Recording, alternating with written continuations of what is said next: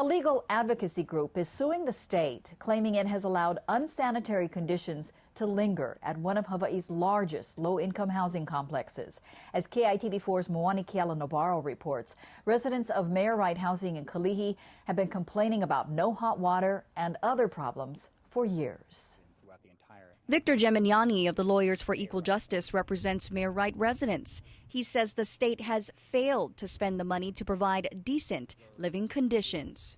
There are over $350 million of repairs that are pent up that have to be made in the system, and yet the legislature appropriates $10 or $15 million for repairs each year.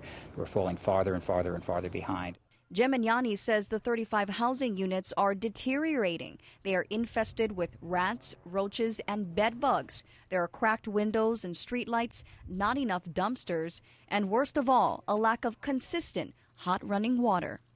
Back in February, the Hawaii Public Housing Authority said it would make repairs that would provide hot water to Mayor Wright residents by July at a cost of nearly $800,000. Geminiani says the hot water hasn't worked effectively in at least a decade. Except on the most sunny of days, the units don't get any hot water. And even on the sunny days, they get hot water only between, we'll say, noon and 3 o'clock, 4 o'clock in the afternoon.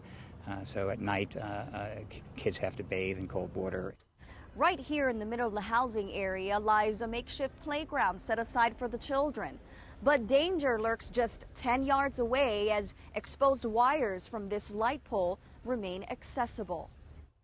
Another issue residents face is the lack of safety. Fetu Kolio, president of the Tenants Association, says he's repeatedly contacted the Hawaii Public Housing Authority to try and get someone to address the security issue.